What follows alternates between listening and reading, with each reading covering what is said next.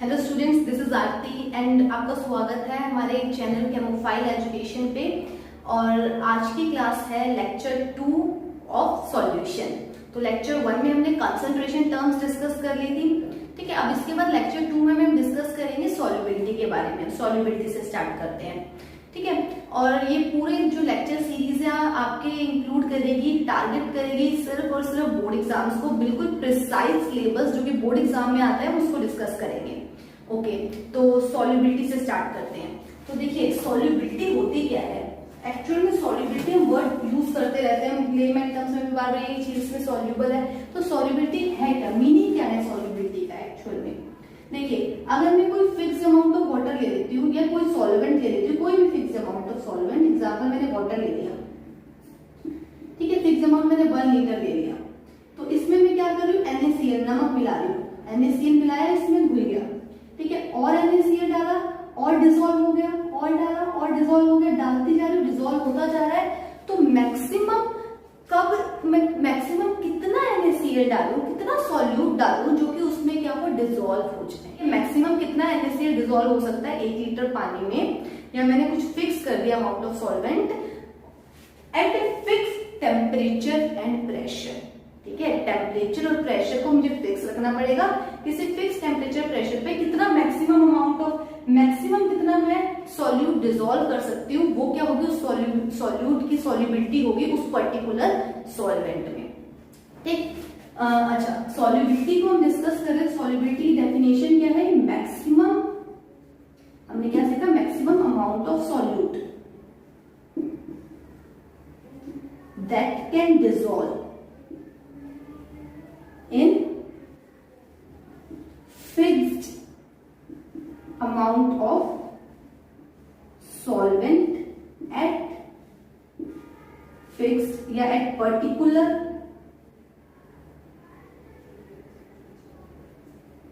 temperature and pressure। देखिए कुछ भी रटने की जरूरत नहीं है। डेफिनेशन मैक्सिमम अमाउंट, कितना मैक्सिमम अमाउंट सॉल्युबिलिटी होती है, मैक्सिमम कितना डिसॉल्व होगा। तो हमें ध्यान रखना है, वर्ड हमें लिखना पड़ेगा मैक्सिमम अमाउंट ऑफ सॉल्यूट, ठीक है, that can be dissolved in fixed amount. भाई इसका अमाउंट सॉल्वेंट का फिक्स रखना है, क्योंकि अगर हम सॉल्वेंट को इंक्रीज करेंगे तो ऑब्वियस है फिर हमारे पास NaCl और डिसॉल्व हो पाएगा। तो बताना पड़ेगा इतने लीटर सॉल्वेंट में इतना मैं डिसॉल्व कर रही हूँ। तो fix amount of solvent eight a particular मतलब फिक्स्ड टेम्परेचर और प्रेशर, जो कंडीशन होगी वो फिक्स होनी चाहिए, क्योंकि टेम्परेचर प्रेशर चेंज होने से सॉल्युबिलिटी चेंज होती है। अभी डिस्कस करते हैं हम कैसे होती है। तो सॉल्युबिलिटी हमने डिस्कस किया, व्हाट इज सॉल्युबिलिटी। अब हमारे पास सॉल्युबिलिटी को हमें दो तरीके से देखना है। Solubility of solid in liquid. मैंने आपको कहा था लिक्विड जो है वो हमारे लिए इंपॉर्टेंट है, जब हमने मिक्सचर्स पढ़े था लिक्विड जो है इंपॉर्टेंट है, ठीक है। सॉलिड इन लिक्विड और दूसरा है गैसेस इन लिक्विड। दो चीजों की सॉल्युबिलिटी के बारे में हम डिस्कस करेंगे फर्दर, जिसमें गैसेस इन लिक्विड के ऊपर ये आगे हम ज्यादा डिस्कस करेंगे। नेक्स्ट हमारा टॉपिक क्या होगा, गैसेस इन लिक्विड को ही हम लेके जाएंगे। और ये है हमारे पास सॉलिड इन लिक्विड। तो देखिए कोई सॉलिड लिक्विड में अगर डिसॉल्व हो रहा है तो सॉल्यूट सॉल्वेंट के साथ डिसॉल्व हो रहा है, सॉल्यूट प्लस सॉल्वेंट, ये क्या बना रहा है, सॉल्यूशन बना रहा है, ठीक है। तो जो प्रोसेस हो रहा है, सॉल्यूट में डाल रही हूँ किसी पर्टिकुलर सॉल्वेंट पर, सॉल्यूशन बना रहा है, इसको हम क्या बोलते हैं, डिसोल्यूशन। डिसॉल्व हो रहा है, डिसॉल्व होने को बोलेंगे डिसोल्यूशन। सॉल्यूशन जो है देखिए इक्विलिब्रियम का साइन है, सॉल्यूशन वापस से क्या कर रहा है, सॉल्यूशन बना हुआ है, वापस से सेपरेट आउट होके सॉल्यूट और सॉल्वेंट को अलग अलग कर रहा है, ठीक है। तो ये क्या हो रहा है हमारे पास, इसको हम बोलते हैं क्रिस्टलाइजेशन, ठीक है। सॉल्यूशन में से अगर हमारे पास सॉल्यूट बाहर आ रहा है, सॉल्वेंट और सॉल्यूट अलग अलग हो रहे हैं, तो उसको हम क्या बोलते हैं, क्रिस्टलाइजेशन, ठीक है। तो इस प्रोसेस में क्या हो रहा है हमारे पास, सॉल्यूट के सॉलिड जो है डिसॉल्व हो रहा है लिक्विड सॉल्वेंट में और सॉल्यूशन फॉर्म कर रहा है, ठीक है। तो देखिए अब ये जो हमारे पास प्रोसेस है, क्या प्रोसेस है, मैं क्या कर रही हूँ, सॉल्यूट को डिसॉल्व करती जा रही हूँ सॉल्वेंट में, और एक मैक्सिमम मैंने सॉल्यूट डिसॉल्व कर दिया, तो उस पॉइंट पे क्या हो जाता है, सैचुरेशन। सैचुरेशन आ जाता है जब मैंने मैक्सिमम अमाउंट ऑफ सॉल्यूट को डिसॉल्व कर दिया। अब मैं और डालूंगी तो अब वो डिसॉल्व नहीं हो पाएगा, वो सॉल्वेंट के पार्टिकल्स के बीच में नहीं घुस पाएगा। डिसॉल्व नहीं हो पाएगा का मतलब होता है कि वो सॉल्वेंट के पार्टिकल्स के बीच में नहीं घुस पाएगा, वो हमें दिखेगा सॉल्यूशन में एज इट इज। ठीक है, तो मैंने क्या किया, किसी पर्टिकुलर सॉल्वेंट में सॉल्यूट डाला, सॉल्यूट को डिसॉल्व होता गया, मैक्सिमम मैंने इसमें डाल दिया। अब इसके बाद ये डिसॉल्व नहीं हो रहा, अगर मैं और डालूंगी, अगर मैं और डालती हूँ तो वो नीचे क्या हो जाएगा, बैठ जाएगा, रुका रह जाएगा, मिक्स नहीं होगा, अब डिसॉल्व नहीं होगा। ठीक, तो इस पॉइंट को हम बोलते हैं सैचुरेशन। सैचुरेशन क्या है, मैक्सिमम अमाउंट ऑफ सॉल्यूट डाल दिया। अब सैचुरेशन का मतलब है no more solute can be dissolve. अब हम और सॉल्यूट को डिसॉल्व नहीं कर सकते। ठीक है, अब क्या होगा, जैसे ही मैं और डालूंगा इसमें, ये नीचे रह जाएगा, मेरा डिसॉल्व नहीं होगा। अब इक्विलिब्रियम सेटअप होगा, तो सॉल्यूट, ये हमारे पास जो सॉलिड है, ये जो हमारे पास सॉलिड सॉल्यूट है, ये क्या करेगा, ये इसके अंदर जा रहा होगा लिक्विड में। ये क्या कर रहा है, ये लिक्विड में जा रहा है, डिसॉल्व हो रहा है, और उतना ही क्या हो रहा है, सॉल्यूशन से वापस क्रिस्टलाइज होके इसमें वापस आ रहा है।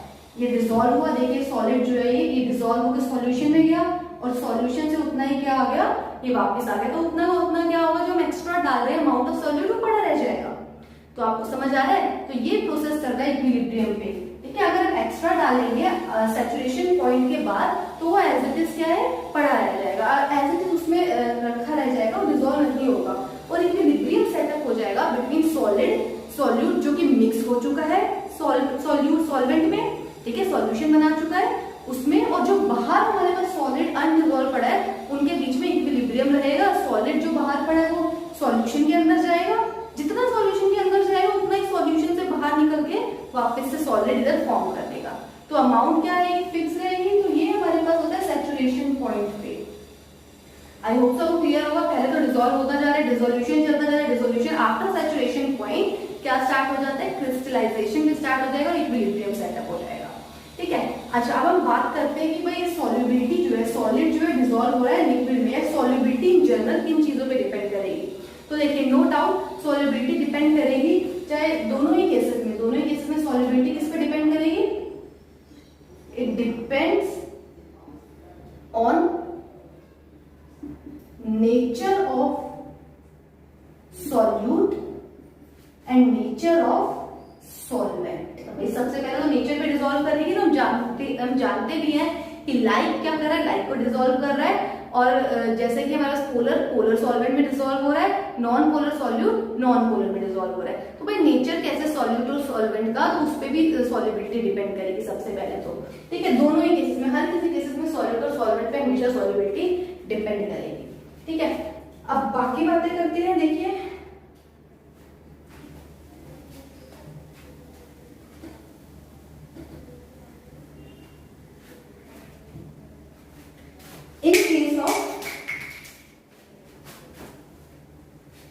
In case of solid in liquid की जब हम बात करते हैं, तो देखिए सॉलिड इन लिक्विड की सॉल्युबिलिटी की डिपेंड करेगी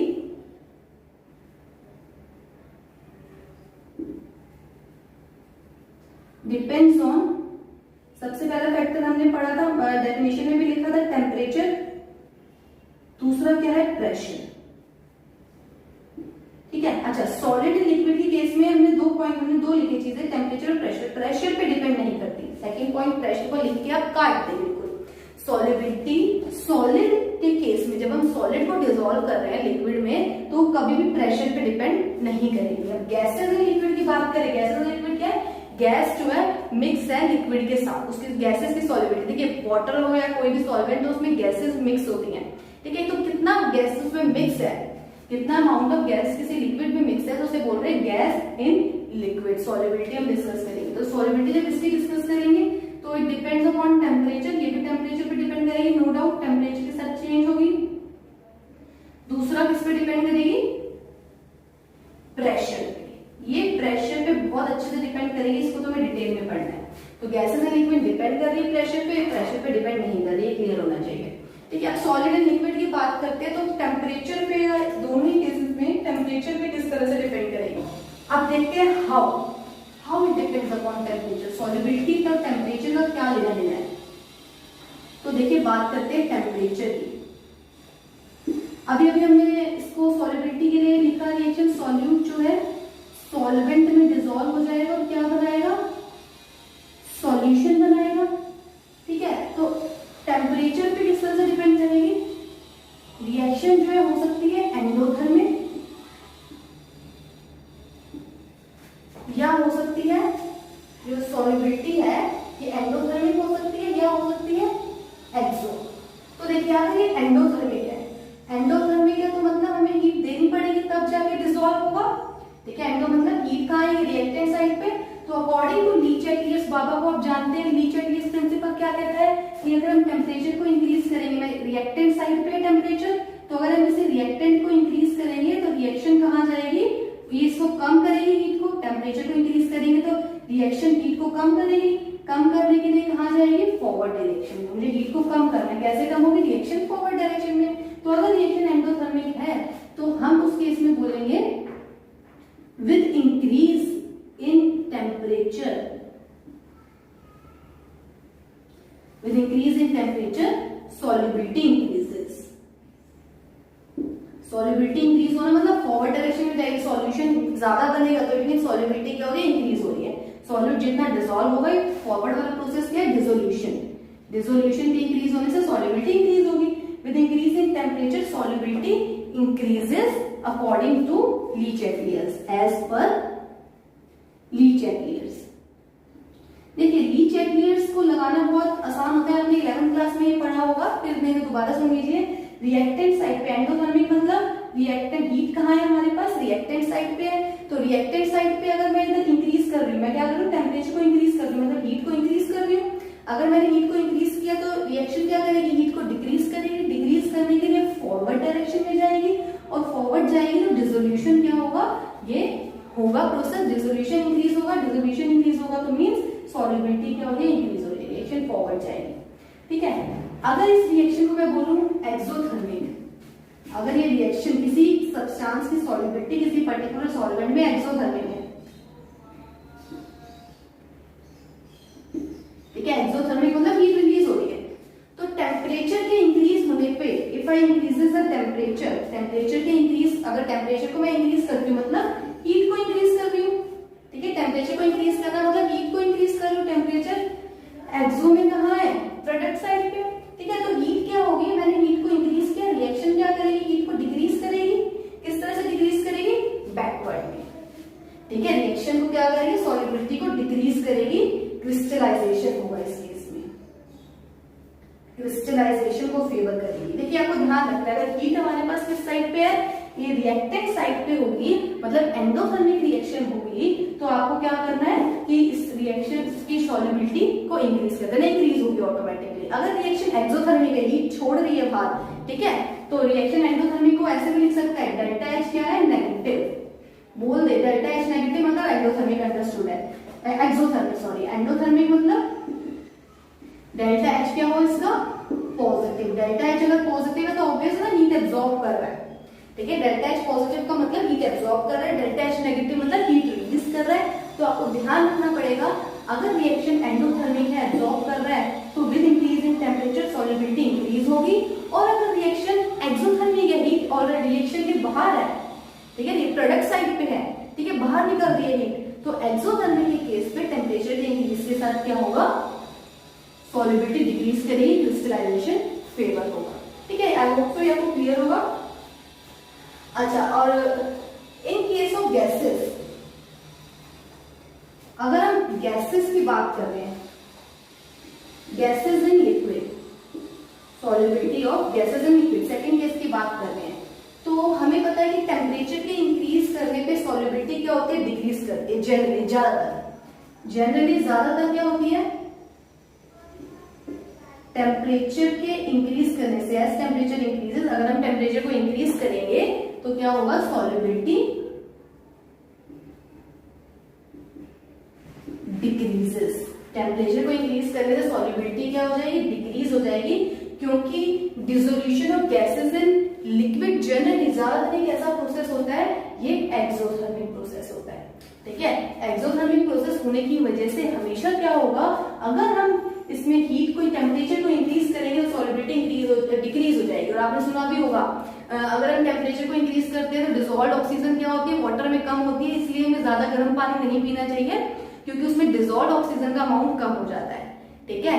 ऐसे ही हम बोलते हैं कि भाई टेम्परेचर अगर ग्लोबल वार्मिंग की वजह से क्या होता है, डिसॉल्व्ड ऑक्सीजन जो प्रेजेंट है सीज और ओशंस में वो कम हो जाती है, जिस वजह से एक्वेटिक लाइफ को प्रॉब्लम होती है, ठीक है। आपकी एनसीईआरटी का एक क्वेश्चन भी है, बोर्ड एग्जाम में पूछा जाता है, ठीक है। Why aquatic life feel uncomfortable during hot weather, या फिर बिकॉज उसमें ऑक्सीजन जो डिसॉल्व्ड है वो डिक्रीज कर जाती है एट हाई टेम्परेचर, ठीक है। तो टेम्परेचर मेंटेन होना बहुत ही जरूरी है। इस तरह से क्या है, टेम्परेचर इफेक्ट कर रहा है गैस की सॉल्युबिलिटी इन वाटर, ठीक है। ये दोनों चीजें हमने सीखी। अब बात करते हैं सेकंड पॉइंट प्रेशर की। अब हम बात करते हैं टेम्परेचर की बात करें, सेकंड पॉइंट है प्रेशर की।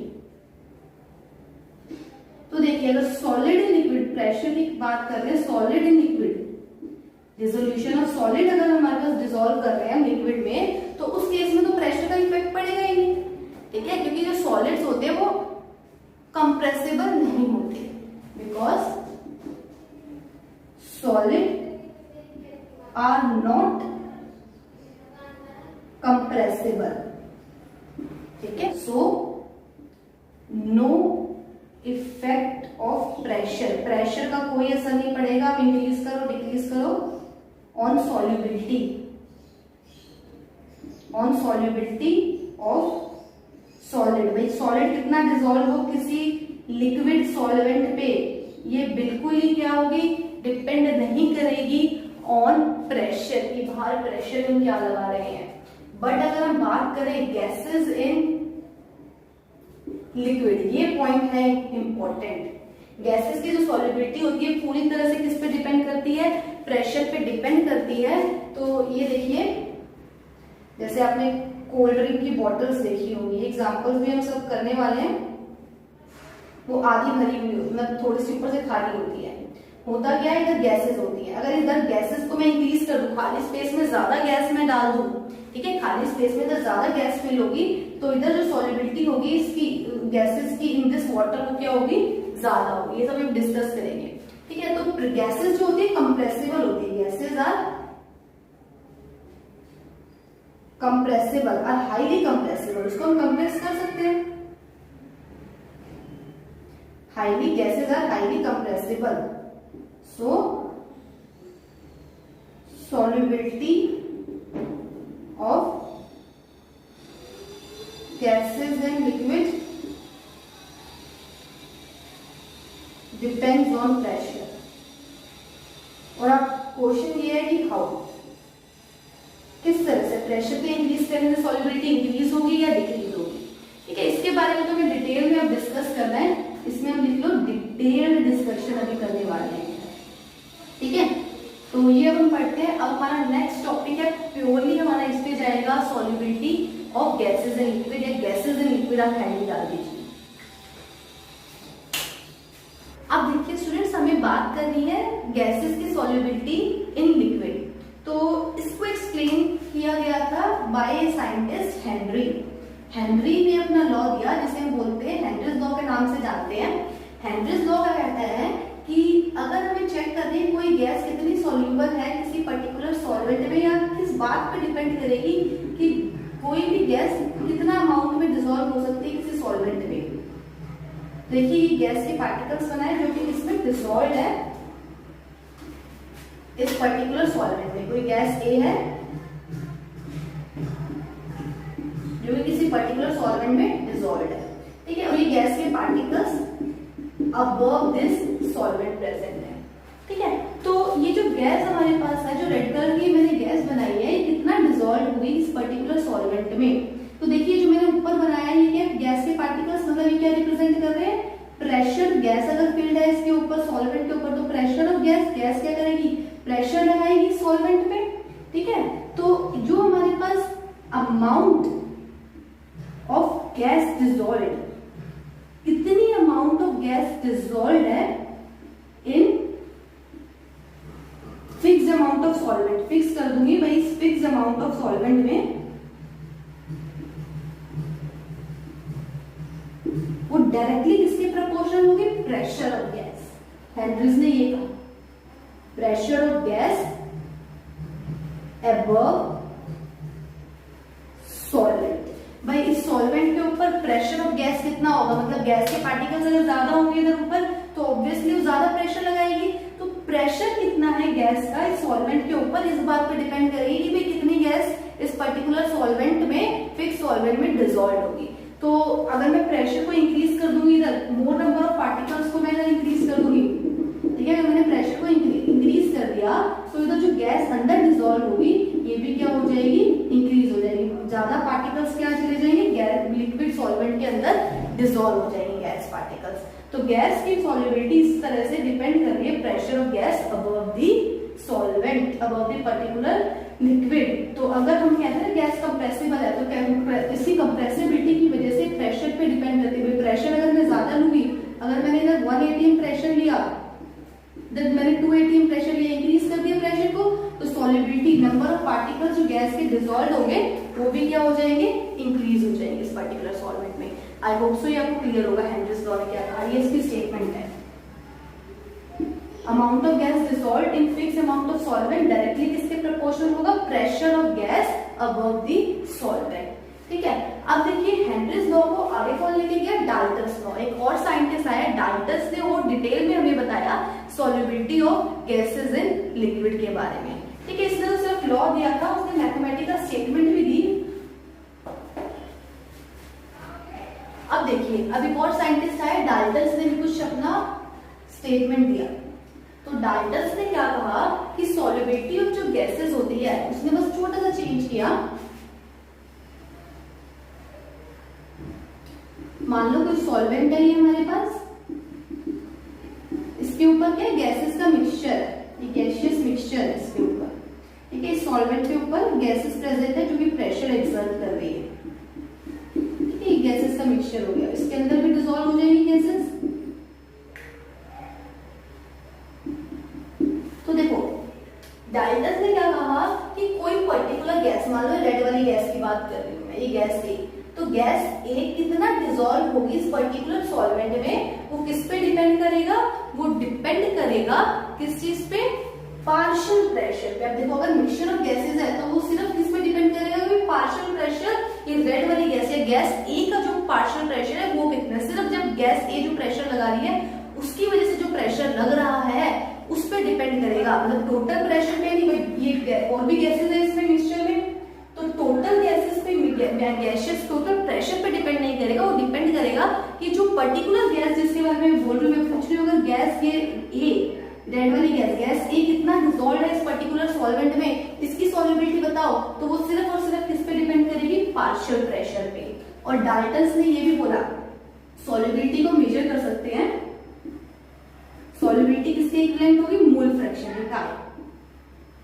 मोल फ्रैक्शन हमने पढ़ी थी पिछली क्लास में तब। ठीक है, सॉल्युबिलिटी किस चीज पे डिपेंड करेगी, मोल फ्रैक्शन पे, काय पे। ठीक है, मोल फ्रैक्शन कितनी होगी इस पर्टिकुलर गैस की, तो उसने बोला solubility of gas in liquid is directly proportional to partial pressure। जरा टर्म मार्क करेंगे, partial pressure of that gas। ठीक है, उसने हमें क्या बोला कि डिपेंड करेगी सॉल्युबिलिटी पार्शियल प्रेशर, उसका जो पार्शियल प्रेशर और गैस ए का ये क्या है, partial pressure of A. Partial pressure of A पे डिपेंड करेगी, पार्शियल प्रेशर ए का कितना होगा इस बात पे डिपेंड करेगी कि ए गैस कितनी सॉल्युबल है।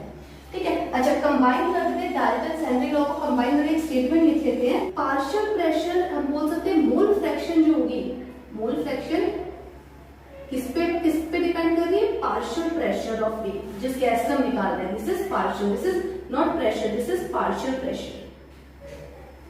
ने बोला कि partial pressure of gas, mole fraction of gas मतलब सॉल्युबिलिटी, मोल फ्रैक्शन मतलब कितना ये इसका मोल्स जो है गैस के डिसॉल्व डिजॉल्व है इसमें, इसकी मोल फ्रैक्शन हम निकाल लेंगे। मोल फ्रैक्शन ए गैस की कितनी होगी, मतलब mole fraction number of moles of A divided by total moles. Total moles मतलब ए के मोल्स प्लस सॉल्वेंट के मोल्स, कितने होंगे मोल इसमें डिजॉल्व, वो डिपेंड किस पे करेगा, partial pressure of A. Solubility को हम कैसे मेजर कर रहे हैं मैथमेटिकली, मोल फ्रैक्शन से। हमने कंसंट्रेशन मेजर करने की बहुत सारे टर्म सीखे थे, तो इसमें हम कौन सा टर्म यूज कर रहे हैं, मोल फ्रैक्शन कितनी होगी।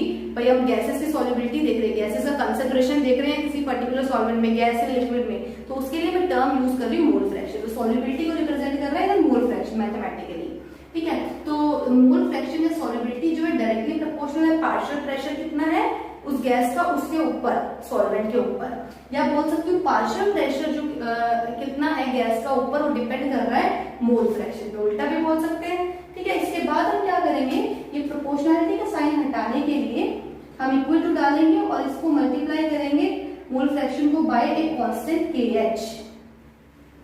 KH क्या है, ये Henry's constant, KH is known as Henry's constant, ठीक है।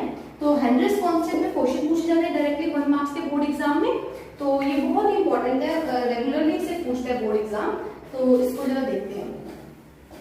तो देखिए PA मैंने लिखा is KH into mole fraction of A, ठीक है। तो KH मैं लिख सकती हूँ जो कांस्टेंट है, this is equals to PA divided by mole fraction of A, partial pressure of A, mole fraction of A, ठीक है। या पार्शियल प्रेशर, प्रेशर बोल दो गैस का, अगर मान लो A की गैस है तो पार्शियल उसका प्रेशर ही हो गया और ये मोल फ्रैक्शन हो गई उसकी, ठीक है। तो मोल फ्रैक्शन यानी कि सॉल्युबिलिटी,